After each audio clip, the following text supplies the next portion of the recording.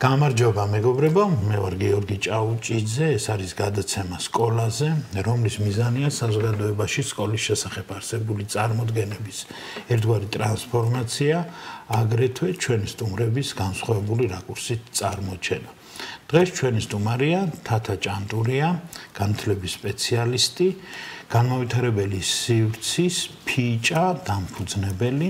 თათა გამარჯობა კიდევ ერთხელ, მადლობა დიდი რომ მონაწილეობ ჩვენს გადაცემაში. გამარჯობა, მივესალმები თქვენს აუდიტორიას და მადლობა მოწვევით. ჩვენ ვისაუბრებთ ცხადია შენი სკოლის შესახებ და აგრეთვე გამოვკვეთ რამდენიმე საკითხს, რომელიც აქტუალურია დღევანდელი საგანმანათლებლო სივრცისთვის, ასე ვთქვათ, ძირითადად ეს არის წიგნიერება, კვლევები წიგნიერების მიმართულებით, ტექსტები, რომელზეც მუშაობთ, კითხვა და ასე შემდეგ, ზოგადად რაც უკავშირდება ამ თემას. რომ დავიწყოთ თავიდან და გითხარი საწავლობდი რომელ წლებში, რომელია შენი სკოლა? მე ვსწავლობდი ორ სკოლაში. პირველი მეოთხე კლასი მაქვს გატარებული მე-6 გერმანულ სკოლაში, პროცესზე იყო ასეთი სკოლა. და შემდეგ უკვე გადავედი ერთგვარი ექსპერიმენტი იყო მაშინდელი ახალგაზრდა განმანათლებლების. გიმნაზია იყო ესეთი, ექვთიმე და გიორგი მთაწმინდელების სახელობის გიმნაზია, კახაშანდი იყო დირექტორი. სკოლა უკვე მანდ დავამთავრე. ჩვენ ვიყავით ამ სკოლის სულ პირველი გამოშვება. ანუ მე-5 კლასიდან? მე-4-ში გადავედი, მე-4-ის მეორე სემესტრში გადავედი მანდ და უკვე საბაზო და საშუალო საფეხური მანდ გავიარე. ეს სკოლა მთაწმინდაზე მდებარეობდა? არა, მთაწმინდაზე არა, ეს სკოლა ისე იყო, უშენობო სკოლა იყო, ასე ვთქვათ, თავიდან შეხიზნული იყო სხვა სკოლაში. სასულიერო აკადემიის შენობაში, აქეთ ლესელიძიდან ფლიგელში, მერე ვერაზე აბრეშუმის საქსოვი ფაბრიკის შენობაში, მერე სხვა სკოლის შენობაში, ასე დავმოგზაურობთ, მაგრამ საინტერესო ის იყო, რომ ჩვენ გქონდა მაინც ენთუზიაზმი, რომ გავყოლოდით ამ სკოლას, სადაც მიდიოდა, იმიტომ რომ თვითონ პროცესი იყო საინტერესო. ანუ მთაწმინდებად გრძნობდით თავს. ერთგვარად კი. მიუხედავად იმისა, ესეთი მყარი თუ რა დაფუძნებული შენობა არ ქონიათ. რომელი წლებია ეს? 2000 წელს დავამთავრე მე. 2000, ანუ მთელი 90-იანების გამოცდილება.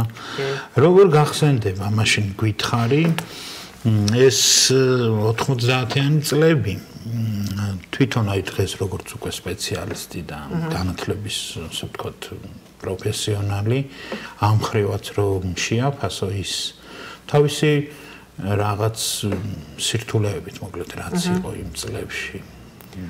ხო, არაფერი გასაკვირი არ არის, თუ ვიტყვი რომ მარტივი არ იყო და ახლა როცა როგორც ვთქვათ, განათლების სპეციალისტი, როგორც მასწავლებლობის გამოცდილების მქონე ადამიანი, უბრალოდ რაღაცა თვითდაკვირვების რეჟიმში მყოფი ადამიანი ვაანალიზებ, ვთქვათ, ჩემს ბავშვობის ტრავმებს, რაღაცებს ვაკვირდები, ძალიან ბევრი რამე იქიდან მეხმიანება, ჩემი სკოლის წლებიდან მეხმიანება.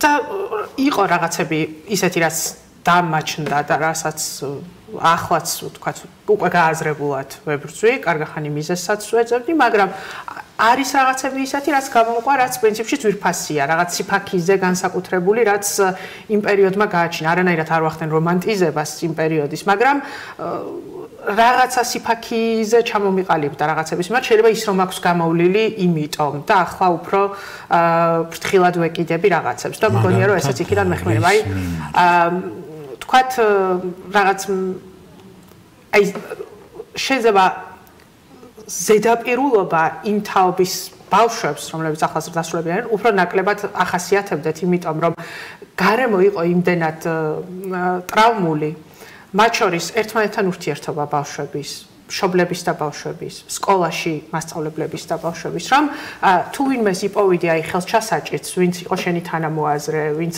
რაღაცა მხარდამჭერი იყო შენი, არ აქვს მნიშვნელობა, შეიძლება ყოფილიყო ფინანსური მხარდაჭერა და იყო ასეც, რომ თქვათ, ჩემს ოჯახს, იმიტომ რომ ვერ იხდიდა სიმბოლურ თანხას, სკოლაში იყო, აღარ მახსოვს რაღაც 30 ლარი თუ რაღაც გადასახადი. დეჩემა როდესაც უთხრა სკოლის დირექტორს, რომ წავიყვან, იმიტომ რომ ვერ ვიხდი, იმან უთხრა, რომ იცი რა, დატოვე, რამდენ ხანსაც ვერ შეძლებ გადახდას, არანაირი პრობლემა არ არის და დატოვე და მე დავდიოდი უფასოდ იმ სკოლაში. ასე ალბათ ბევრი მე არ ვიცი სხვების ისტორიები. ეს რაღაცნაირად ახლა შეიძლება ეს არაფერი არ იყოს ვიღაცისთვის, მაგრამ იმ პერიოდში ეს ძალიან დიდი რაღაც იყო. თვითონ ეს დირექტორი იყო მრავალშვილიანი და მისთვისაც ეს 30 ლარი იყო მნიშვნელოვანი თანხა მოკლედ რა. ბატონ კახას გულისხმობ. კი, კახას გულისხმობ ამ შემთხვევაში და ბევრი ასეთი რამე მახსენდება, რაც მე თვითონაც უფრო ფაქიზი გამხადა ადამიანების საჭიროებების მიმართ. ბავშვებზე უფრო მეტი დაკვირვება მასწავლა, იმიტომ რომ მიუხედავად იმისა, რომ ეს სკოლა იყო რაღაც საზოგადოება მიკროსოციუმი, რომელმაც გამიადვილა რაღაცებში იმ პერიოდში თავის გადარჩენა, თქვათ ბანაკში პირველად კახასთან ერთად წავედი და ზურგჩანთა პირველად როგორ უნდა ჩამელაგებინა, სერპანტინად როგორ უნდა მევლო მთაზე, თქვათ ეს ყველაფერი კახას სკოლაში გამოვცადე მე და ძალიან მადლიერი ვარ ბევრი რამის გამო, ბევრი სიკეთე რაც იქიდან მომყვება, სულ მახსოვს და თან მაქვს, მაგრამ ვიყავი ბულინგის მსხვერპლი, ირიბი ბულინგის, თქვათ იყო ეს წრეები, თქვათ ვისთანაც მეგობრობა უნდათ ბავშვებს და მე ზოგჯერ არ ვიყავი ამ წრეში და შესაბამისად ასეთი ირიბი ბულინგის მსხვერპლი ყოველთვის ხდება ირიბი ბულერი და იყვნენ ბავშვები, რომელთაც მე გამოხატავდი, რომ მე მეგობრობა არ მინდა თუ რა. დღეს მწხვენია როცა ამაზე ვლაპარაკობ, მაგრამ აი სიფაქიზეში ეს ვიგულისხმე რა.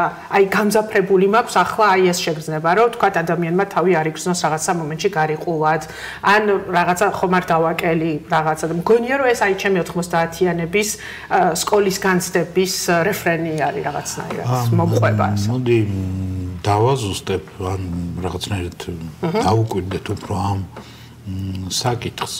ეგ რასაც ახსენებ, თუ მინდა იგივე რაღაცა წრეების მიხედვით სოციალურ თუ რაღაც სხვაგვარი წრეებში მიმღებლობა და ასე შემდეგ, რაც შეიძლება გახდეს ბულინგის მიზეზი, ხო, რაღაც საბაბი ან წყარო, ნიადაგი, ხო? მაინც და მაინც 90-იანი წლების სოციალ-ეკონომიკურ პირობებს შეიძლება დავაბრალოთ, თუ შენ უკვე როგორც მასწავლებელი მე და რომელიც ასევე ხანგრძლივად აკვირდებოდი ამ პროცესებს სკოლაშიც, შეიძლება ეს იყოს 2000-იანი, 10-იანი წლების ასე ვთქვათ, გარემოც ასეთივე, რომელიც ამას განაპირობებს ან წარმოშობს. ეს არის სულ. მე მგონია რომ თავის მოტყუება არის თუ რომელიმე ან მასწავლებელი ან სკოლის ადმინისტრატორი ან ვინმე იტყვის რომ აი ჩვენ სკოლაში ასეთ რამე არ ხდება, ვთქვათ ბულინგი არ არის. ბულინგი მაინც პირდაპირ ჩაგვრას სასაკვირველი არ გულისხმობს, ხო? რა თქმა უნდა ეს არის სულ. ალბათ იყო დედაჩემის დროსაც და ზუსტად ვიცი რომ არის ახლაც. უბრალოდ 90-იანებში ახლა არის გაცილებით მეტი საშუალება იმისთვის რომ ბავშვმა რაღაცა სხვა ამოსასუნთქი გზები იპოვოს. მიხვდი რას ვამბობ, თქვათ რაღაცა უფრო მეტად განავითაროს თავისი თვალსაჩინო, უფრო საინტერესო გახდეს და ძალიან ბევრი საშუალება არის ახლა ამისთვის. აი მრავალფეროვანი გახდა და ხელმისაწვდომი გახდა ეს მრავალფეროვნება და იმ დროს ეს იყო ძალიან ჩაკეტილი. ეს ბულინგი 90-იანებს კი არ უშვია, ან 90-იანების გამო კი არ მოხდა.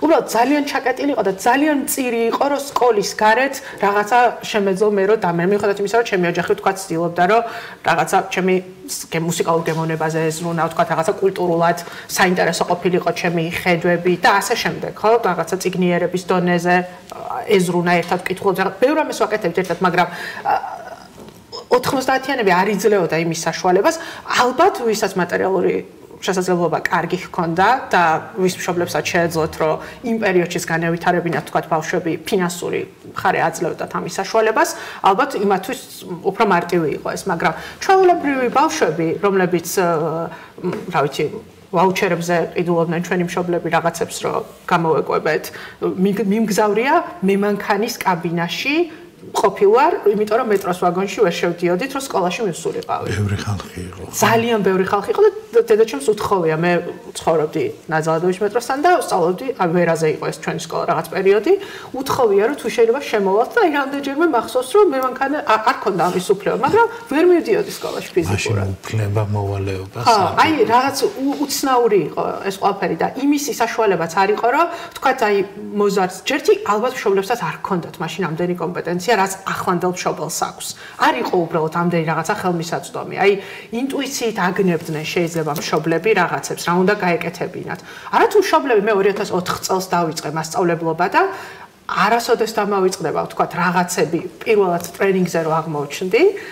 რაღაცები რომ მეგონა რომ ჩემი გამოგონილია მე თუმე ამაზე წიგნები არსებობს და კვლევები არსებობს და ხალხი ასე ვქნათ თუ ისე რაღაცა აი რაღაც მიგნებები რომლებიც ჩემი მეგონა 2004 წელზე ვამბობ მე და 90-იანი ანუ 99 წელს შევედი სკოლაში რასაკვირველია რომ ჩემს ოჯახს მაგალითად ჩემს მასწავლებლებს არ ჰქონდათ ამდენი ცოდნა ამდენი უნარები სხვა შორის მაშინ იყო კვალიფიკაციის ამაღლების ინსტიტუტი თუ რაღაცა ასეთი მასწავლებლების არა სერიოზულად ვამბობ მართლა ხო მაგ მოკლედ რა საშუალებაც იყო ხო რაღაცა ხო მაგრამ ეს არ იყო ისეთი რომ ბავშვს თავი დაეღწია აი ამ უთქმელი ტრავმებისგან მე მახსოვს რომ მე არც მილაპარაკია სახლში რომ რაღაც ამას განვიცდი ემოციურად რეაგირებ ამაზე მაგრამ ასევე მძაფრად მახსოვს დღესაც იმ ადგილებთან ჩავლისას თქვათ რაღაცა შადრევანი რო იყო იქ რა მოხდა მაგალითად რაღაც ტრავმები პატარ-პატარა რომლებიც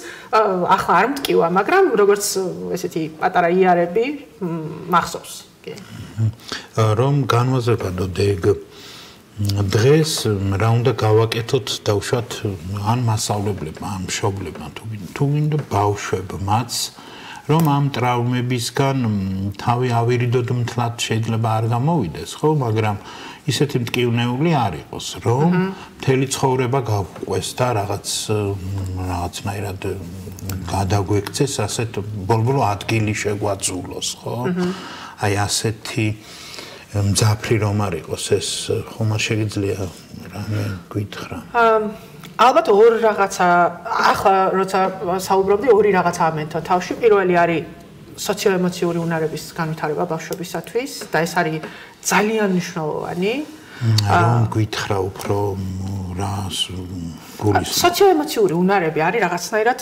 ბუკეტი ასე ვთქვათ, რომელიც შეიძლება რომ იქცეს ბავშვის ცხოვრების ნაწილად და გაუადვილოს ასე ვთქვათ, მას როგორც საკუთარ თავთან ურთიერთობა, ასევე სხვებთან ურთიერთობა.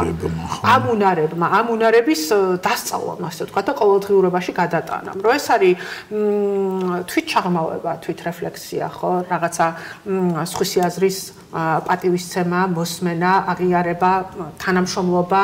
ახლა მე ისეთ რაღაცებს ვამბობ, რაც შეიძლება უფრო მსხვილ უნარებში გავიტანოთ, ახლა მე ქვე რაღაცებს ჩამოვთვლი, მაგრამ მაინც ანუ ახლა დარწმუნებულია რომ ვინც მოისმენს ყველა იტყვის რომ კარგია ეს ხო ვიცით, მაგრამ სინამდვილეში ასე ერთჯერადი ცოდნა და კიდაც სამჯერადი ან ხუთჯერადი არაფერს შვება თუ კი ეს როგორ გითხრათ აი კბილების გახეხვა ხომ არის ბავშვის ცხოვრების წესი ხო დილას და საღამოს ეს უნდა გააკეთოს აი ასევე ჩვენ ბავშვებთან ურთიერთობაში ჩვენ გულისხმობ უფროსებს ნებისმიერ ადამიანს ეს იქნება მშობელი ეს იქნება სკოლაში მასწავლებელი საზოგადოების ნებისმიერი წევრი იმიტომ რომ მოდი ვთქვათ რომ ჩვენ შეიძლება რაღაც კითხვის ნიშნები გქონდეს ვიცით თუ არა ბავშვებთან მოქცევა შეიძლება ბავშვების ქცევას დიდწილად განაპირობებდეს ის რომ ჩვენ რაღაც ქცევები არ ვიცით რა როგორ მოვექცეთ ბავშვებს და თუნდაც ის რომ აი თვითმენეჯმენტი როგორ შეძლოს ბავშვმა ხო თვითრეფლექსია თქვათ ემოციური ინტელექტი უფრო რომ ჩამოუყალიბდეს ხო რაღაცა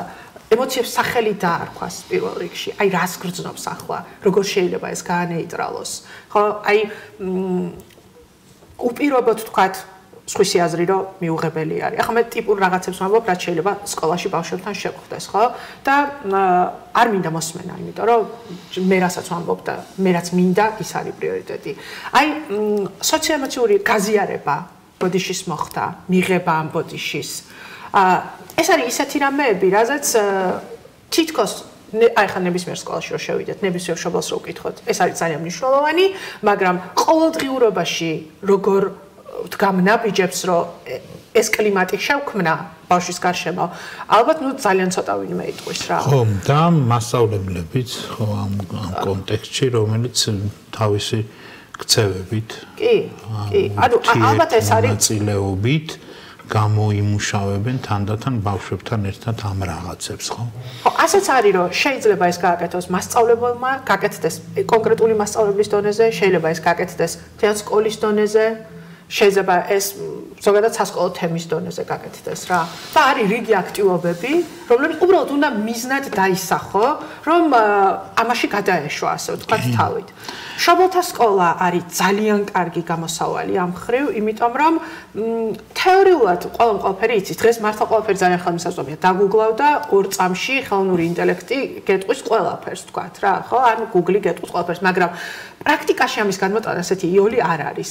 და თან ვერც აცნობიერებ, აი, კარგია, როგორ დავიწყო, სად გავაკეთო, ანუ აი, რაღაც მიჭირავს ეს და არ ვიცი რა უყვა მცოდნას. ამუნარებს.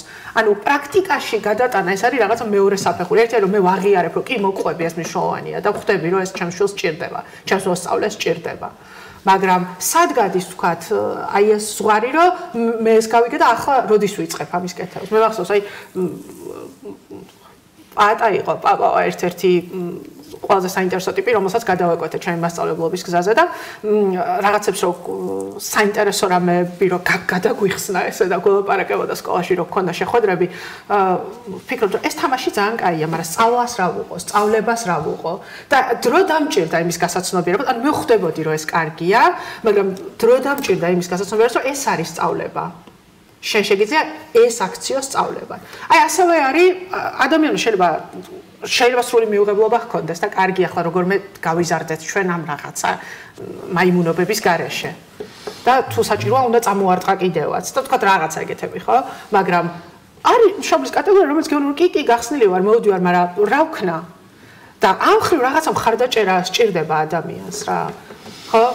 მასწავლებელსაც არავინ არ თქვას რომ მასწავლებელი რადგან სკოლაშია და თქვა თაობები გამოუზრდია ფლობს ამუნარებს გადასარევად. იმიტომ რომ თქვა აი ეს კლასის მართვის ამბები არის ალბათ საერთოდ ცალკე უნარების პაკეტი, რომელსაც ქართულის თუ მათემატიკის სწავლებასთან შეიძლება კავშირი საერთოდ არ ჰქონდეს რა.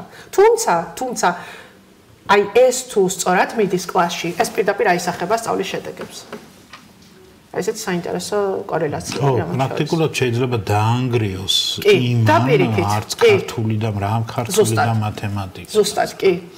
და რომელი უფრო მნიშვნელოვანია თუ ასე, ანუ მართლა როდის მე ის ქართული როზღავა სწავლო, რომ დასვამს ამ შეკითხვას ვინმე, ხო? თუნდაც მშობელი თუ მასწავლებელი, ხო? ანუ აქცენტი თუ გაკეთდება იმაზე თქვათ ერთმანეთთან ჯანსაღი ურთიერთობის ჩამოყალიბება. თქვათ თანაკლასელებს შორის, ადამიანებს შორის, იგივე მასწავლებელსა და მოსწავლეებს შორის. აი, სულ ელემენტარული, რომ ბავშვმა საკუთარი თავი დააყენოს თანაკლასელის ადგილზე და მისი თვალით შეხედოს რაღაცა თუნდაც თავის ქცევას, ხო, ესეც ხო ასევე შეიძლება ამის სწავლა. თქვათ, რადგან ქართული ახსენე და ქართულის მიმართულებით ჩვენ უნდა გავაგრძელოთ საუბარი იგივე პერსონაჟის ადგილას წარმოდგენა საკუთარ ბოდიში ყველა პერსონაჟთან, მაგრამ ის პერსონაჟი რაში მაინტერესებს და მისი განცდები და მასზე რაღაცა ემპათია თუ ჩემს თანაკლასელთან ეს მე ვერ გამოვავლინია რა, ხო? მოდი დავბრუნდეთ შენ სკოლაში, დაწყებით სკოლაში და გვითხრი შენი აი ეს პირველი წელი, ტექსტები, წიგნები, სკოლამდელი წიგნების მაინტერესებს სხვა შორის. ვინ გიკითხავდა, რას კითხულობდი და მოგვიყევი კითხვა როგორ ისწავლე მოკლედ აი ამ მონაკვეთში. მე მეკითხავდა ძალიან ბევრს. მეკითხავდა ყველა, ვინც იყო სახლში. და მქონდა ძალიან ბევრი წიგნი. საბავშვო. საბავშვო, ბევრი ილუსტრაციით, მაშინ იყო საბავშვო ჟურნალები. დილა და აია, ახლა ძალიან ისეთ ზოლრამეებს ამოხმარებთ. კი იყო, დილა იყო აი ასეთი და აია იყო ასეთი ჰორიზონტალური, ესე იშლებოდა. და იქ იყო რაღაცა სხვაშორის პირველი კომიქსები, ბოლოკა და ყვანჩალა და გვანცას და ბოსოს თავგადასავალი იგეჭდებოდა მან. სულ პირველი შეხება კომიქსებს. მაგრამ ეს იყო ცოტა გვიან, უკვე როცა კითხვა ვისწავლე 4 წლის ასაკში. ოღონდ თავისით, შემომ არავის ასე არ დავუსვი და არ ვუმეცადინები ვარ, მაგრამ კომპიუტერი იქნებოდა რო ახლა. აბა როგორ? აი ამ სურათებიანი წიგნებით და ერთობლივი კითხვით. აი წიგნიერი გარემოს შექმნით. თორე არც თქვა პედაგოგიური გადამზადების კურსებზე ჩემს ოჯახის წევრებს არ უვლიათ. უბრალოდ ჩემს სახლში იყო ძალიან წიგნიერი გარემო. ძალიან წიგნიერი გარემო და მე ხედავდი რომ ისინი ბევრს კითხულობდნენ ძალიან. და სულ სადღაც იყო ასე გადაშლილი, ასე დატოვებული წიგნი და რაღაცა რუსული წიგნები იყო, მაშინ ინგლისურად არაფერი და აი თეატრზე, იმიტომ რომ დეიდა ჩემი რეჟისორი იყო, დედა ჩემს ქიმიის წიგნები, რაღაცა სულ გადაშლილი და ჩემი ძალიან ბევრი წიგნი და აი მახსოვს რომ დედა ჩემი ამბობდა რომ შენთვის ვყიდულობ ისეთ თქვა წიგნებს თუ იქნება ეს სათამაშოები, რომელსაც ჭირდება ფიქრი. აზროვნება. ანუ ეს არ არის უბრალოდ რომ უირასაყვარელი. აი, რაღაცა ლოგიკური ამოცანები, ხო? თქვა, რაღაცა უნდა მოგეფიქრებინა, როგორ ჩაგეტია რაღაცაში, რაღაცა როგორ აგეწყო, თქვა, რაღაცა სახალისო შეკითხვების კრებული, ინგლისურად, რუსულად, ქართულად. აი, ბევრი ასეთი წიგნი მქონდა, მართლა ძალიან ბევრი. და ნუ რა თქმა უნდა, ესაც რომ თქვა, თუ სწორად იტყვი დააჭერ რაღაც შუქი აინთება, რაღაც, აი, რაც გაქვს კიდევ ეგ სათამაშო წიგნები. რაღაცები მაქვს, კი, ძვირფასია ჩემთვის ის, იმიტომ რომ მახსოვს ის განცდები დღემდე ვთქვათ რა. რა გეომეტრიული ფიგურები როგორ დაგეხატა, აი, ბევრი საინტერესო რამე მახსენდება ბავშვობიდან რა. ახლა საისახეზე შემოგვიყვება რომ მახარებდა ეს ყველაფერი. 4 წლის ვიყავი რომ კითხვა ვიცოდი და ჩემი სახლის საბავშვო ჩემს სახლთან ძალიან ახლოს იყო ეს საბავშვო ბაღი, მარტო გადავდიოდი კორპუსიდან. დედა ჩემი მიყურებდა ესეც ებოდა და მივდიოდი დიდი წიგნი მქონდა ძმები გრიმების და ამას იღლიაში ვიდებდი ასე ვიყავი ძალიან პატარა და მივდიოდი ბაღში და როგორც დედა ჩემი ყვება მე არ მახსოვს ეს ამბავი ამ ბაღის გამგეს გაუჩნდა ეჭვი რომ ტყუილად კომპეტენტური სახით რომ ვიჯექი და წიგნს დაჩავსქერადი რომ ეს ბავშვი ტყუილად ფურცლავს და მოდი წაიკითხეო და წავიკითხე. ნუ კიდე წაიკითხე, სხვა ეგონარ დაზეპირებული მაქვს ეს წიგნია. გადამიშალო 20 გვერდზე ყველგან წავიკითხე და ბოლოს გავარდა თავის ოთახში და მოგიტანა გაზეთი კომუნისტი. აბა ამას თუ წაიკითხავ და ესეც რომ წავიკითხე თურმე დახვდა დედა ჩემს საღამოს ხოტბით რომ ეს რა შვილი ყავს რაღაცა ეს დედა ჩემი არ მიიჩნევდა ამას განსაკუთრებულ მიღწევად სხვათა შორის, მაგრამ ამას ეს ამბავი ვიცი მე, შესაბამისად რაღაცად მაინც მიაჩნია ეს რომ სკოლაში ხელახლა ისწავლე კითხვა. არა, ასო აღარ მისწავლია, მახსოვს რომ არ გამიძნელდა საერთოდ ეს პროცესი, რაღაც ძალიან მოქნილად და ისე გადავედი, ბევრს წერდი, აი ახაც პირველი კლასის როეულები რამდენიმე შენახული მაქვს. და აი რამდენიმე გვერდიანი თემასწავლებელი გვეტყოდა რაღაც ხაპარი მოხდა აი რამდენიმე გვერდიანი რაღაცას მოვიფიქრებდი პერსონაჟები იყვნენ ამბავი იყო აი შემიძლია ხო მე შეიძლება ნანახის სურათები გამოგვიგზავნე და სხვაჩერს ჩავდოთ მე როცა უკვე წერა ვისწავლე ხა თავიდან ბადესთან ურთიერთობა რასაკვირველია ძალიან მიჭირდა მაგრამ პირველ კლასში მეორე კლასის დასაწყისში აი აი ეს ტრანზიციის პროცესი თქვა რაც არის ბაღიდან სკოლაში გადასვლა საერთოდ არ იყო ჩემთვის რთული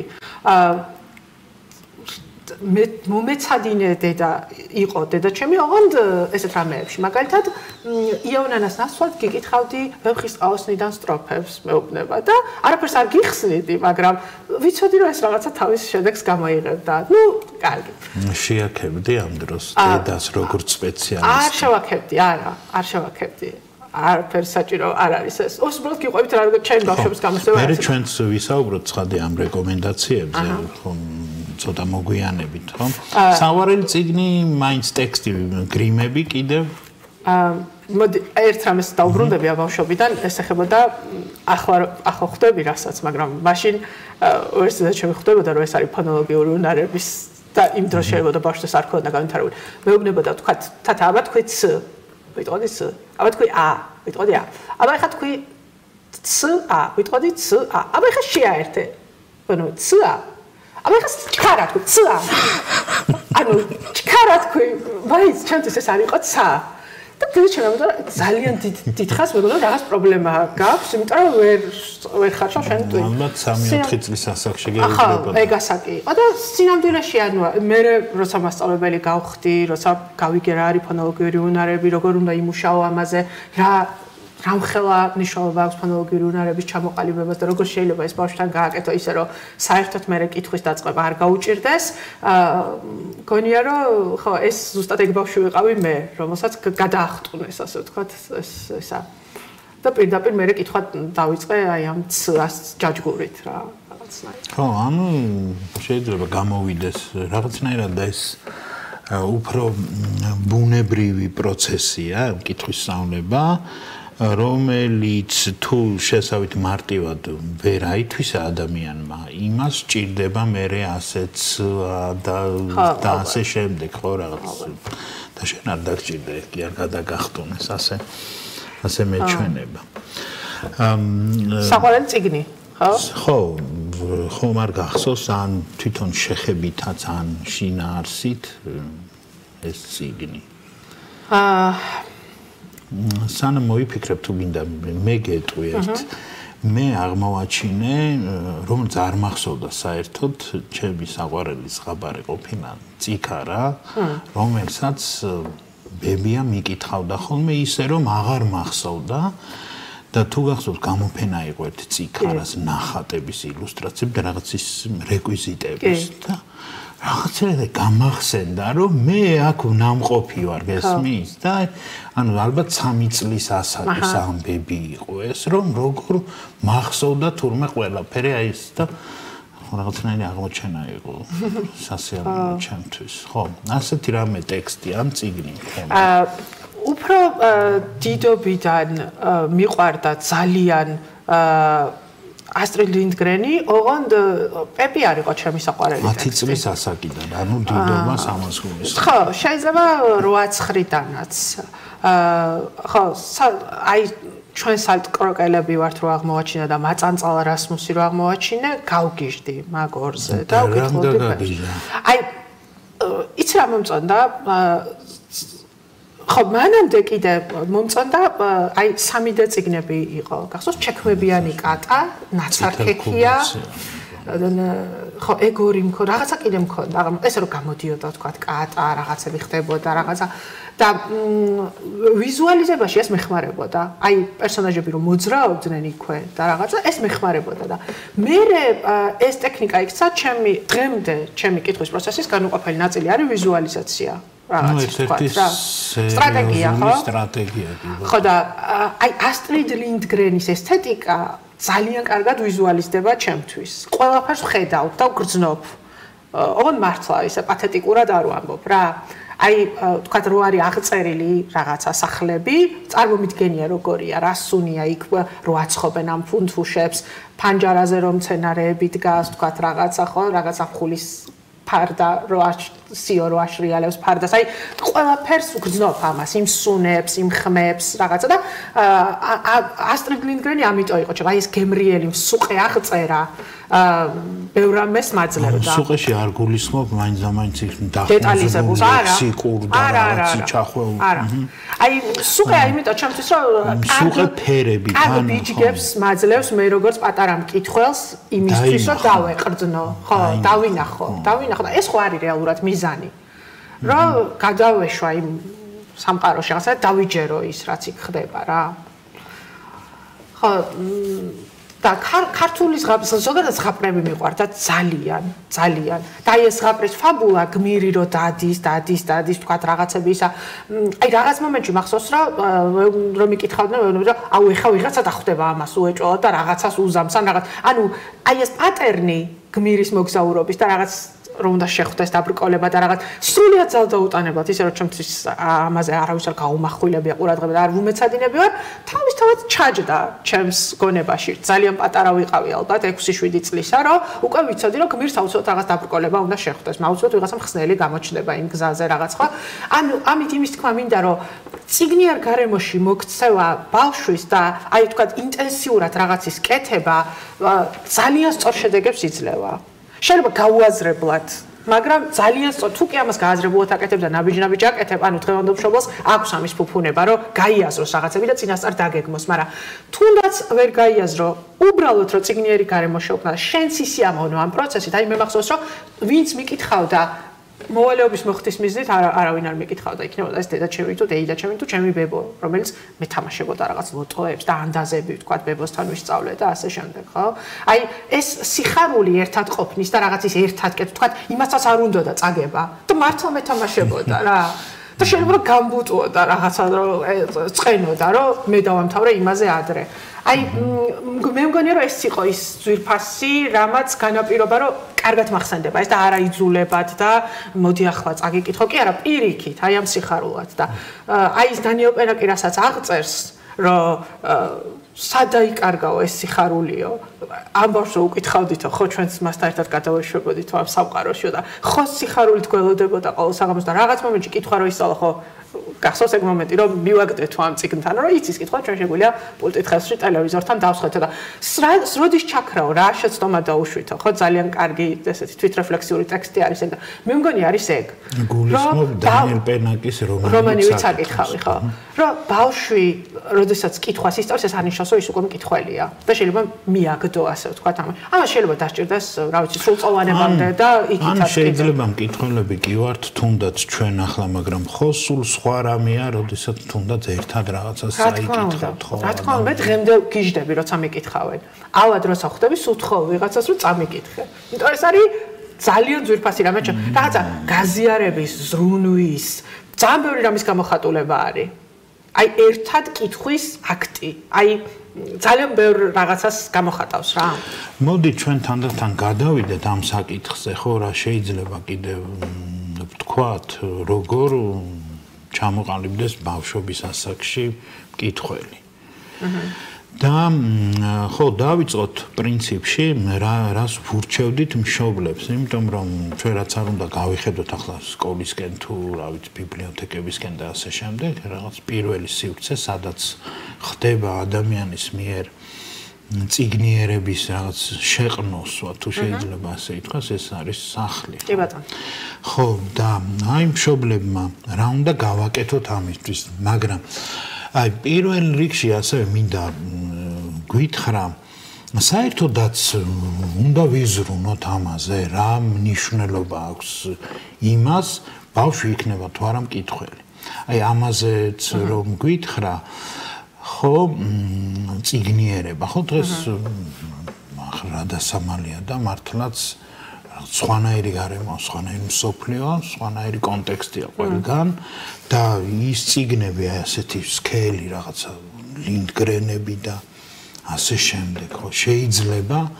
და ნამდვილად ვიცით ჩვენ ეს რომ რთულია ამას ჩივიან ხოლმე მშობლები ბავშვი მიეჯაჭვოს რაღაც ინტერესით და იკითხოს ასეთი წიგნები და ასეთი შეკითხვაც ჩნდება ხოლმე იქნებ დაკარგა ამ პროცესმა ასეთი წიგნების კითხვა თავზე აქტუალობა და სხვა რამეთი შეივსო ეს იგივე რასაც ჩვენ ამბობდი ის ვიზუალური ხატები თუ რაღაც წარმოდგენები და დასკვნების გაკეთება და ასე შემდეგ ჩანაცვლა ეს რა სიტყვაზე იცი რამდენიმე ისეთ საკითხს შეეხებ პირველი ალბათ ვუპასუხებ იმას რომ საერთოდაც გუჭირდება თუ არა რომ იყოს ბავშვი მკითხველი მაქედან დავიწყებ ალბათ და გავყვები ამბავ ხო და შემდეგ უკვე გარემოზეც ალბათ ჩემი ცალსახა პასუხი არის რომ კი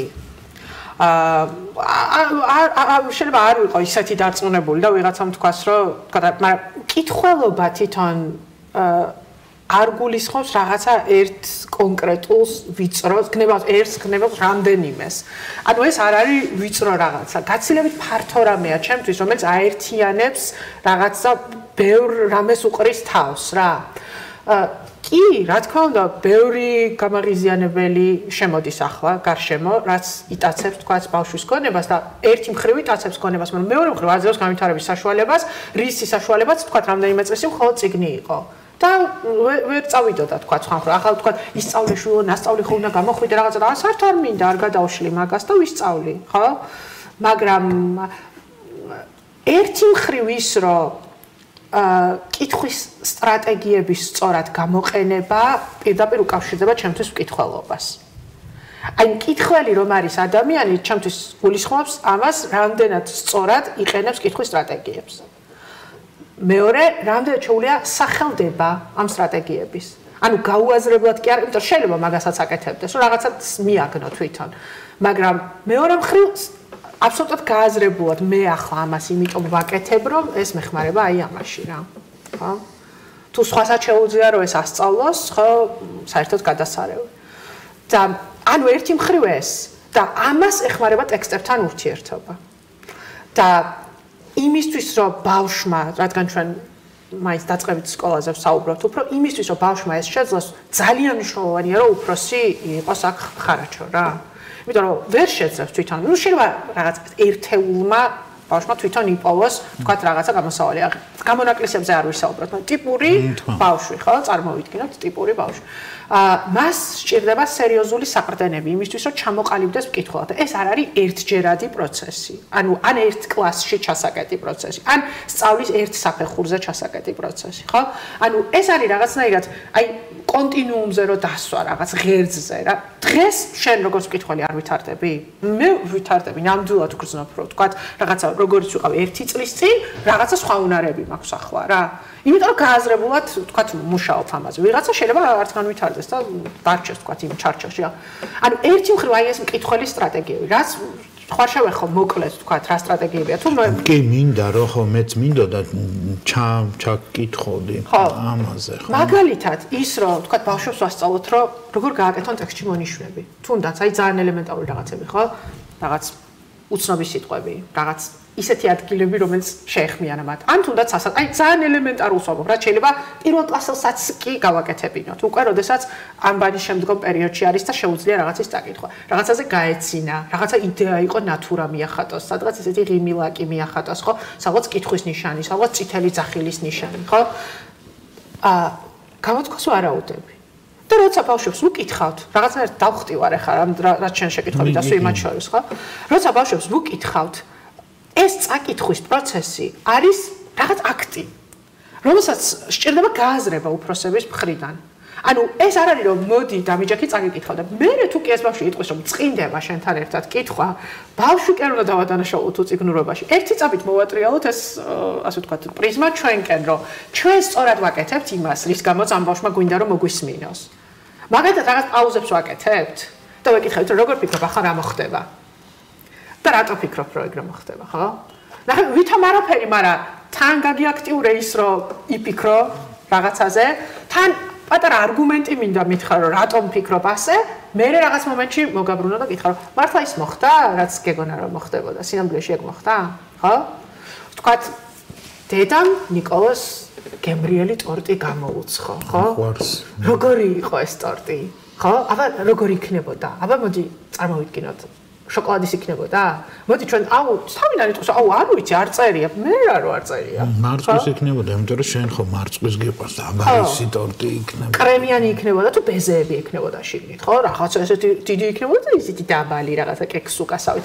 ანუ ყველაფერზე შეიძლება რომ ვიზუალიზება გააკეთებინოს. აი, ტყეში რო შევედით, რისი სუნი იყო იქ? ფეხქვეშ რას გრძნობდით? კანზე რა ვიქცე, ხო? ვიზუალიზება. ანუ ვარაუდების გამოთქვა, ვიზუალიზება, შეკითხვების დასმა, რაც არის უმნიშვნელოვანესი სტრატეგია. და მოდი ვთქვათ, რომ ხშირად მასწავლებლები ცოდავენ ამ ხრივ. პირველი, რომ რაღაცა შაბლონური არის შეკითხვების ძირითადი ნაწილი, რომელთაც უსვამენ. მეორე, ძირითადად ფაქტობრივ ცოდნაზე არის ორიენტირებული. მესამე, რა პასუხიც უნდათ იმას ელიან და თუ ბავშვმა ძალიან საინტერესო ვერსია, მაგრამ სხვაგვარი შესთავაზა ხშირად ყველა მასწავლებელზე არ ვლაპარაკობ და არ გავიგოთ ეს კრეფსითად, რა თქმა უნდა. ხო, ზოგადად პრობლემაა. ხო, პრობლემა. ხო, მასწავლებლებს კი. და მეოთხე და ყველაზე პრობლემური, ბავშვებს ძალიან იშვიათად ვაძლევთ შეკითხვების დასმის საშუალებას. შეკითხვების დასმა არის ტექნიკა, რომელიც უნდა ასწავლო ადამიანს. ასე თავად ვერ მოაფიქრდება საინტერესო შეკითხვა. ხო. ანუ ბუნებრივადაც მოდის ცხადია ბავშვებისგან ეს შეკითხვები და უბრალოდ ამას მომდინარებას თუ შეიძლება ითქვას რომ კალაპოტი სჭირდებოდეს რაღაც მიმართვა აქეთ-იქით აი ეს ბუნებრივი მდგომარეობა ბავშვის ასე რომ მიმართოთ და გავაგრძელებ და მეც ვიტყვი ამ კითხვის სტრატეგიებზე რომელიც სინამდვილეში არის აზროვნების სტრატეგია ანუ კითხვა მე თუ კითხვის პროცესში ეს სტრატეგიები არ გამოვიმუშავე და ვთქვი რომ რატომ მინდა რაღა დროს წიგნით კითხოს ეს სინამდვილეში ნიშნავს იმას რომ ესე იგი აზროვნების სტრატეგიები გაქვს მწირი ამ შემთხვევაში ხო და სხვათა შორის ჩვენ ვისაუბრებთ კიდევ კვლევებზეც ხო რომელიც გვაქვს ჩვენ წიგნიერების მიმართულებით და ჩანს მარტივად ეს საზოგადოებაშიც რომ იგივე წაკითხული ტექსტიდან თუ შენ ვერ არჩევ მთავარს და არამთავარს და დასკვნა ვერ გამოგავს. ან იგივე მოსმენილიდან როგორ მოახდენ ამას, ხო ვერ მოახერხე. და შესაბამისად, ესე იგი, ეს რომ მიჩქმანულია და რადასამალია სწავლებაში, სკოლაში თუ სადაც არის, სათანადოდ არ არის ეს წარმოჩენი. ახლა რა გვაძლევს ამის თქმის საფუძველს? თუ კი არის ჩვენ ხომ უნდა ვიცოდეთ, აი როგორც სპეციალისტებმა, მასწავლებლებმა, რომ აი რამდენი ტექსტი გინახავს მაგალითად დამუშავებული აი ასე, რომ გულისხმობ როგორც მასწავლებლებს, რომ კონდეს საშუალება, რომ ჩავიხედე როგორც სამკვლევში ისე და ეს გამოვიყენო თუნდაც, ხო? არ გვინახავს ბევრი კი არა და ცოტაც არ არის, ხო? არ გულისხმობ იმას, რომ სახელმძღვანელოში რომ რაღაც ტექსტი წერია და მე ბოლოში 2-3 შეკითხვა და ასე შემდეგ, ხო? შესაბამისად, ამის გამოცდილება არ ვიცი რამდენად სწორი ნათქვამი, მაგრამ მოკლედ დიდარი რესურსი არ გვაქვს ამ მიმართულებით, ხო? და რაც პირდაპირ ურტყავს, შეიძლება ვთქვათ, საზოგადოების აზროვნება თუ ასეთი რამე. ვთქვათ, მით უმეტეს ეს დღეს ჩანს, აი მართლა გამოტანილია ხო ამ სოციალური ქსელებიდან გამომდინარე. აი ჩანს პირდაპირ რომ რაღაცას ას ეუბნები ადამიანს, პასუხობს ბ-ს.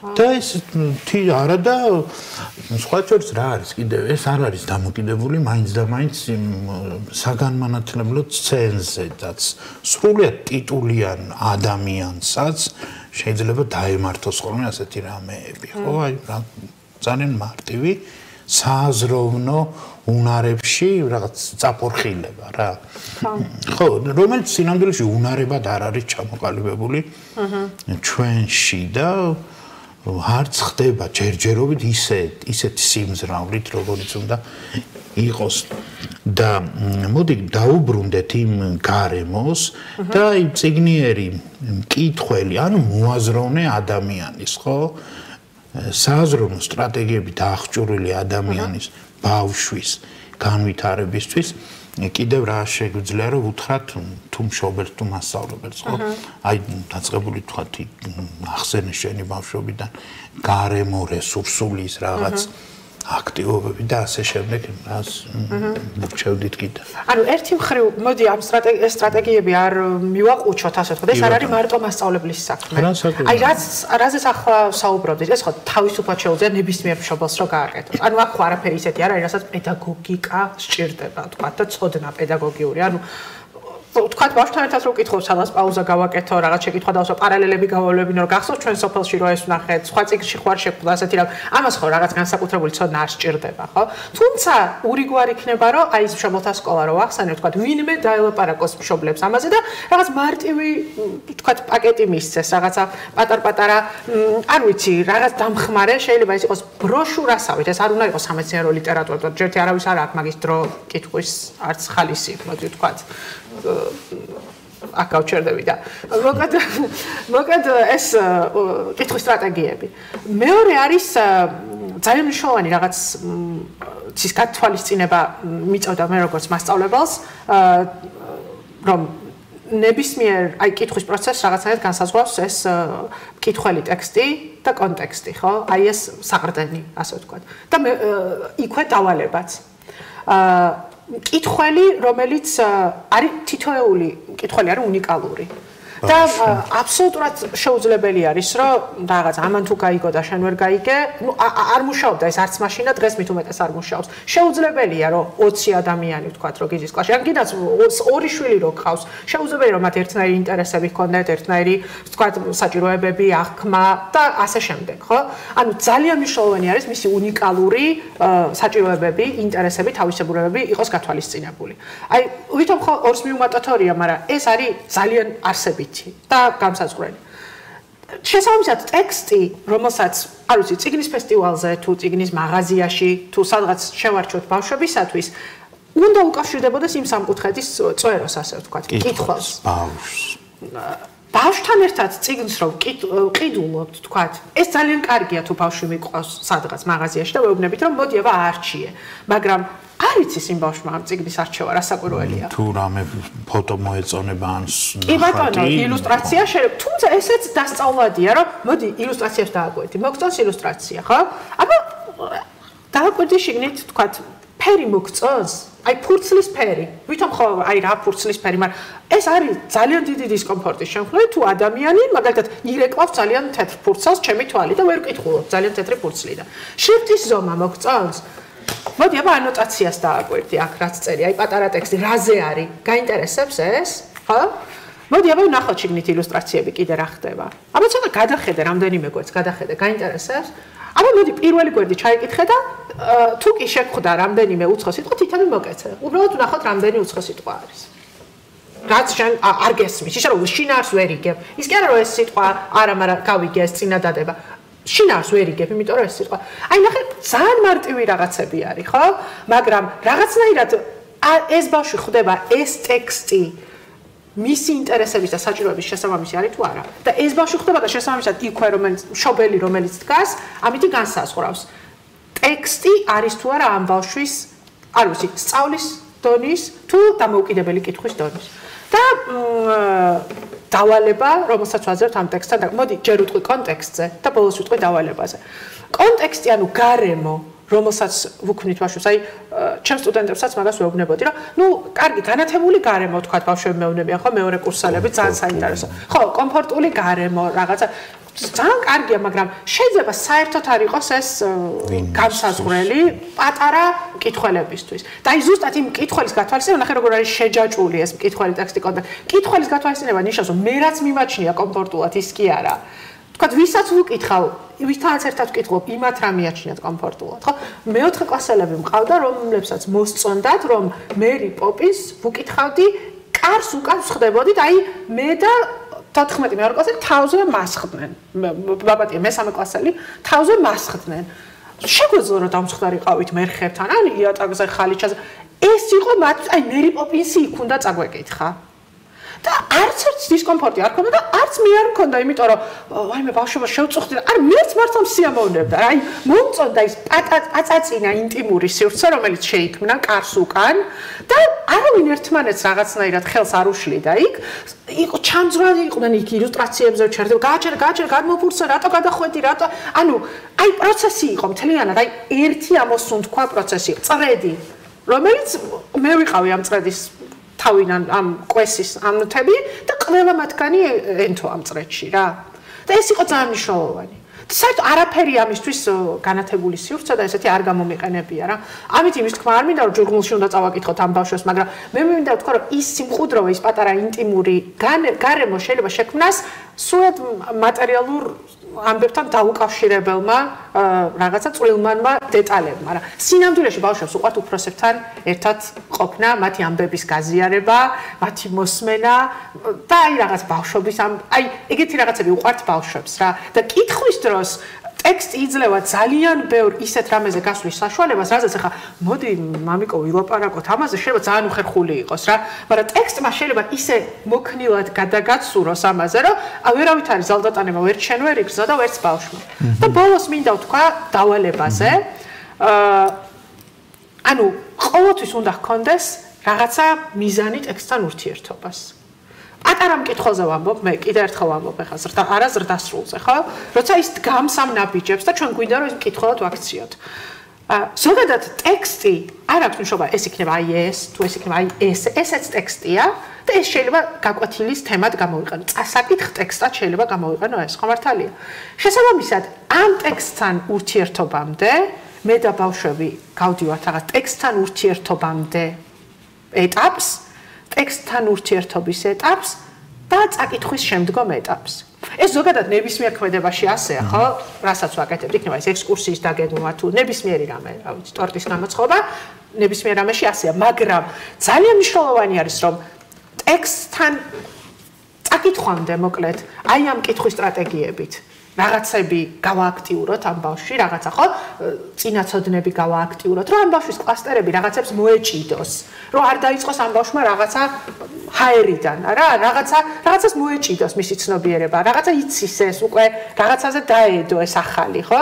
დავაშენოთ ასე ვთქვათ რაღაცა. სათაურზე ილუსტრაცია კი ბატონო, ხო, თუნდაც თემაზე, თუნდაც რაღაცა სიტყვაზე, შეიძლება ერთი პერსონაჟის ცხვირზე, ანუ ნებისმიერ რაღაცას მოვაჭიდოთ ეს ბავშვი. ხო?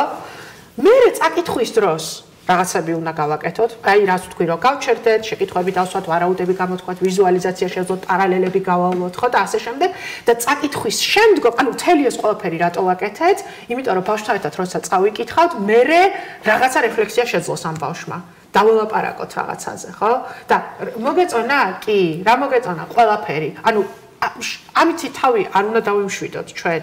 ახლა უფრო მშობლებზე ვლაპარაკობ, იმიტომ რომ ვიცი ბევრი მშობელი, რომელსაც გაუზიარებია ჩემთვის, რომ ასე ვუჯდები და არ აინტერესებს და რა ვქნა. იმიტომ რომ ჩვენ არ ვიცით სად სწორად, როგორ გავხადოთ ეს პროცესი საინტერესო. ანუ, აბა ერთი წამი შენ დაფიქრდი, რომ ვიღაცა რო ასე ფორმალურად დაგიჯდეს და რაღაცა კითხო, მოგეწონა? კი, არა. ანუ არ არის ზრდასრულ ადამიანსაც მოსწყინდება ეგ რა და პატარასაც შეიძლება ერთხელ ორჯერ ხათრის გამო დაგიჯდეს და თუ კი ამას წაიკითხო ინტონაციით, ხო? რაღაცა პაუზებს გააკეთებ. რაღაც მომენტში ეტყვი რომ მოდი აბა დღეს ცოტა შენ წამიკითხე. რაღაც მომენტში ეტყვი რომ დღეს სადაც ჩემი რიგია ისევ წაკითხვის, ხო? ანუ კი ერთგვარი თამაშია, მაგრამ ეს თამაში მეც მართლა მჯერა უფროს. ხვდები? მეც მართლა სიამოვნებ ამით. და რაღაცა დავალებები გვაქვს. ან წაკითხვის შემდეგ რაღაცა დავხატოთ, რაღაცა გამოვჭრათ. ამას მეტი დრო სჭირდება, მეტი დროითი რესურსი სჭირდება, მაგრამ ვის უნდა დაუთმო შენი დრო უფრო ძვირფას ვიდრე ბავშვს. ანუ ესე ნაკითხი ბავშვი არ არსებობს. ერთი მშობელი მეუბნებოდა, რომ 4 შვილი მყავსო და გავტენეო თარო წიგნებითო. და არც ერთს არ ეკარებია, ალბათ 4ჯერ აქვთო გადაფურცულიო რა. ეს ძალიან ლოგიკურია, იმიტომ რომ ყიდვა და დადება, რა ვიცი. ხო, შესაბამისად აი ესეთი რამე რომ თქვათ ჩვენ ხშირად გვიწევს ხოლმე ისეთ მშობლებთან ურთიერთობა, რომლებიც ამბობენ, რომ აი კითხვა კი ისწავლა, მაგრამ წიგნს არ კითხულობს, არის მესამე კლასში, მეოთხე კლასში. შესაბამისად ჩნდება ეჭვი რომ ის ეტაპი, რომელიც შენ აღწერე ახლა სკოლამდე მისვლის ეტაპი, როდესაც ბავშვი უკვე გამხდარი უნდა იყოს მკითხველი, ხომ ასეა სინამდვილეში, არათუ მკითხველი, არის სტრატეგიებით აღჭურვილი მკითხველი უნდა იყოს უკვე ეს ბავშვი. რომ მიჩვეული იყოს ვიღაცის მიერ წიგნის წაკითხვას, თავისი რაღაც ესეთი საინტერესო აქტივობას მოგვიყვება. როგორც ამ და შესაბამისად თუ ეს ეტაპი გამოტოვებულია და შეიძლება ითქვას რომ მე სხვებზე შეიძლება ჩემზეც თქვა რომ სათანადო ყურადღებას ან სათანადო ნებისყოფას ვერ მოძებნიან ხოლმე მშობლები იმისთვის, რათა ვიმეორებ სკოლაში მისვლამდე ეს საქმიანობა აქციონ რუტინად. შეიძლება ყოველ დღე ნახევარი საათი ვერ გამოძებნოს ერთმა დედამ, მამამ, ან ბებიამ და არ ვიცი ვინმე, ხო? მაგრამ ორ დღეში ერთხელ ხომ შეიძლება რომ გამოძებნო ეს დრო, ან თუნდაც 3 დღეში ერთხელ რადგან ეს არის აუცილებელი და კიდევ ვიმეორებ რომ მაინც და მაინც კარგი მკითხველი იქნები და კარგი სტრატეგიები გექნება და ასე შემდეგ. კი არა, უბრალოდ აზროვნებას მიეჩვევი, აზროვნების უნარი გამოგიმუშავდება, რომელსაც წიგნების კითხვის დროს კი არა, შემდეგ შენს პროფესიაში, შენს ურთიერთობაში და ასე შემდეგ გამოიყენებ. ხო, წიგნის კითხვა რაში გამომადგება? გამოგადგება იმაში, რომ სადაც იქნები უკეთ მოიფიქრებ რაღაცებს, ხო? ნამდვილად. მე მინდა ჩვენ აღვნიშნეთ მოკლედ, ახლა ამას ვერ განვავრცობ, არ მინდა ისეთ საუბარიც გამოვიდეს, რომ რაღაც ზედაპირულად გულისხმობ კვლევებს, საერთაშორისო კვლევებს, რომელშიც საქართველოს არც თუ სახარბიელო შედეგები აქვს, სხვა შორის ახლა მიმდინარეობს მაისის თვეში. პიზის კვლევა ჩვენი სკოლები არიან შერჩეულები და სხვა შორის საინტერესო არა შედეგები გვექნება ამ ხრივ ეჭვი მაქვს რომ რაღაც სხვაგვარად ტარდება ახლა ეს კვლევა და დაველოდოთ მე საინტერესო იქნება განსახილველად, მაგრამ ძალიან მინდა ვისაუბროთ ტექსტებზე. ტექსტებზე აი ფართო გაგებით კარგი გასაგებია საბავშვო ტექსტები, არ ვიცი როგორ უყურებ, რამდენად არიან, მე მგონი მრავალფეროვანია გაცილებით ეს არჩევანი დღეს საბავშვო ტექსტების, ასევე სასწავლო ტექსტებზე მინდა რაღაცნაირად ეს ყურადღება დავუთმოთ. აი რა ტექსტებია, მეც მაქვს ჩემი შეხედულება, არც თუ მთლად დადებითი ამ მიმართულებით და აი ახსენე ერთგვარ სამკუთხედში თუ ოთხკუთხედში ტექსტები არის ერთ-ერთი გადამწყვეტი, ხო? რამაც შეიძლება ბავშვის მოტივირება, ინტერესი და ამ შემდეგ განაპირობებს. რა სიტყვოდი ამ მიმართულებით?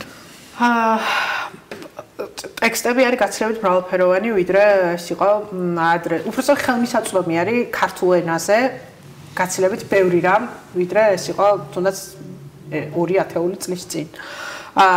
უბრალოდ ალბათ ერთი რა და მცდელობაც არის, მოდი ვთქვათ, რომ იყოს რაღაცა საინტერესო, ილუსტრაციებით გაჯერებული ვთქვათ, რაღაც არის ბევრი დამხმარე, სახელმძღვანელო კი არა და თქვა მხოლოდ საკითხავი, ტექსტი თავისი შეკითხვებით და ასე შემდეგ, ხო? უბრალოდ ალბათ გასათვალისწინებელი მე რომ ვიყო საბავშვო ტექსტების შემდგენელი, ან გამომცემელი, და მასწავლებელი რომ ვიყო ვით უმეტეს, ალბათ პირველ რიგში რასაც გავეცნობოდი არის ერთ-ერთი პირველი რასაც გავეცნობოდი არის წიგნიერების კვლევის შედეგები. საერთაშორისო კვლევა. მართლა. იცი რატომ? ანუ მე რომ გამოვცემ რაღაცას, რა თქმა უნდა, ჩემი მიზანი არის რომ ეს გაიყიდოს. მაგრამ უფრო ფართო მიზანი ხო ეს არის რომ ჩემს ქვეყანაში წიგნიერების განვითარება, უფრო წიგნიერი თაობა რო აღიზარდოს. ამას შეუწყო ხელი, ხო? და შესაბამისად, სად არის ის ნაპრალები, რომელთაც უნდა ამოვსება, ეს ვინმე კი არ რასაკვირველია ემპირიული გამოცდილებაც და ცოდნაც ძალიან მნიშვნელოვანი არის, მაგრამ უფრო მნიშვნელოვანი იქნებოდა ალბათ ჩემთვის მეცნიერული დასაბუთება, კვლევა, ხო? და მისი შედეგები. სად არიან ჩემი ბავშვები, ჩემი ქვეყნის ბავშვები ახლა წიგნიერების თვალსაზრისით. ძალიან საინტერესო არის და გავიცნობოთ, წავიკითხავდი პირველ რიგში პილს.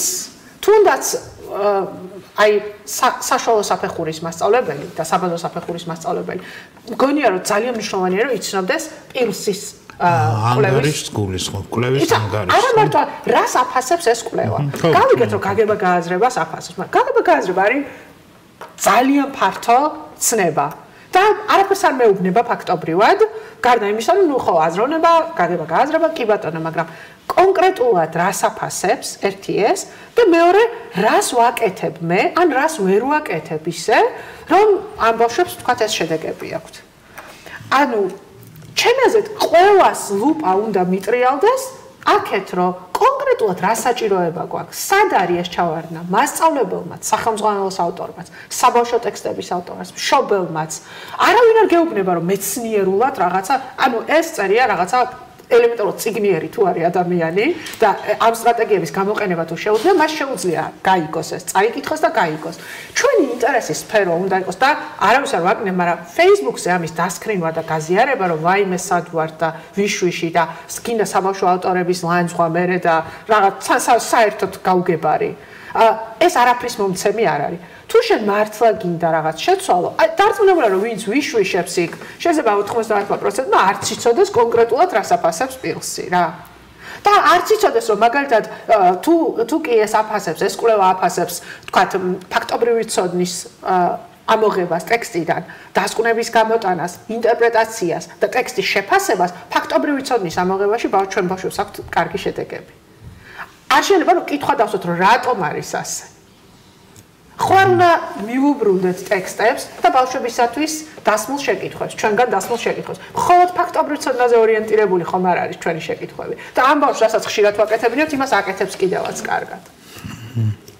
ხო, რა თქმა უნდა, ბუნებრივია, ამიტომ არის რომ ჩვენს ბავშვებს არ ვავარჯიშებთ იმ რაღაც კომპეტენციებში, რომელიც ფასდება ამა თუ იმ კვლევით და შესაბამისად აქვს ნაკლები შედეგები, თორემ ახლა იმას ხომ არ ნიშნავს ის რომ თქვა ქართველი ბავშვები არიან დაუშვებელიც.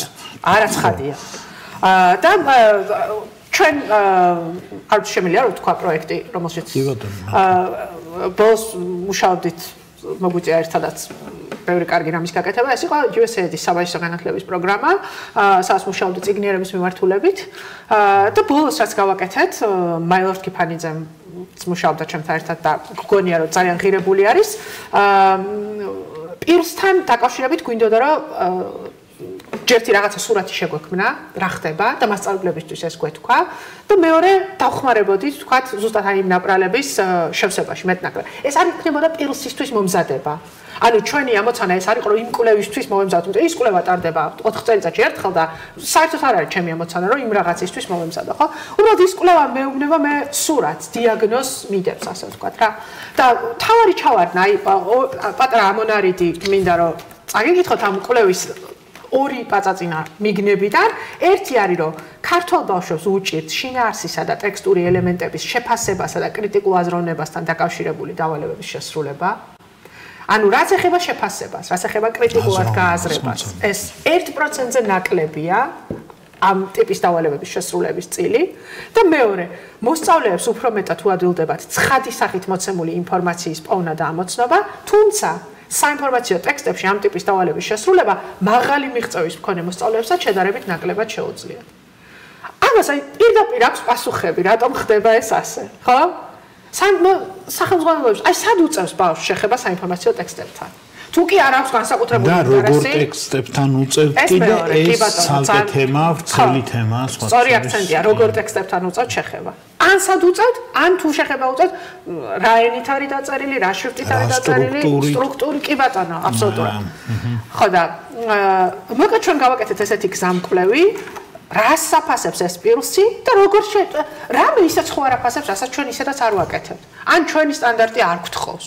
და ამოშთა რომ პირდაპირ თანხმედრაში არის ჩვენი სტანდარტი და ეს უბრალოდ ეს დავალებები ჩვენი სახელმძღვანელოსთვის და შესაბამისად ჩვენი მასწავლებლებისთვის, რომლებიც არ არიან მიჩვეულნი და არ ეკომფორტულებათ იმდენად სახელმძღვანელოდან გადახვევა, რაღაცა ახალი დავალებების შექმნა. გასაგებია რომ ამისთვის არც დრო არის, არც რესურსი არის, ეს უნდა ამობეჭდო მერე და სკოლას ძალიან ბევრი ადამიანი, რომელსაც უზიარებს, ეს ძალიან კარგია, მაგრამ სად დავბეჭდო? როგორ მივაწოდო ბავშვებს? კაი, ერთხელ დავბეჭდე, მაგრამ შენ რომ მეუბნები, რომ ყოველდღე შევიტანო, როგორ შევიტანო? ამის რესურსი არ მაქვს, ხო? მე ჩემი შევქმნა, რა კაია რომ გამზადებულია. ანუ ბევრი რამე იყრის თავს, რის გამოც მე არ შემილია რომ ესენი გავაკეთო რა.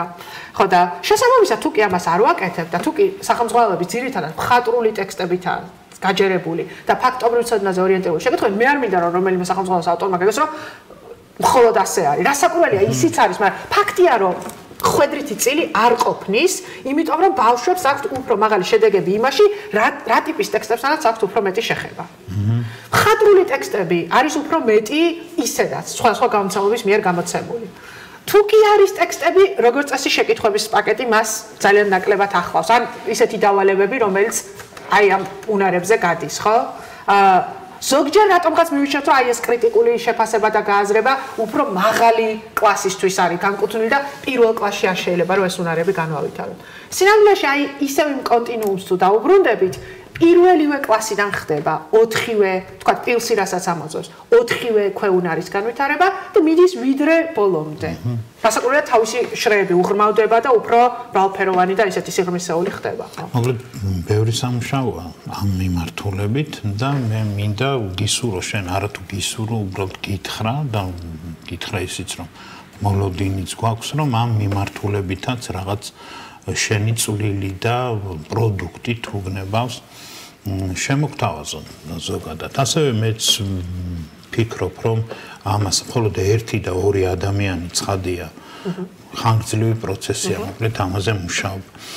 და მინდა წარმატება გისურვო, ასევე დიდი მადლობა გადაგიხადო ჩვენთან სტუმრობისთვის, საინტერესო საუბრისთვის და იმედი მაქვს რომ კიდევ სხვა საინტერესო და ასე ვთქვათ შემოქმედებით ნამუშევარსაც გაგვიზიარებ. მადლობა მოწვევისთვის. მეგობრებო, ეს იყო გადაცემა თათა ჭანტურიას სკოლაზე. დაელოდეთ შემდეგ სკოლას.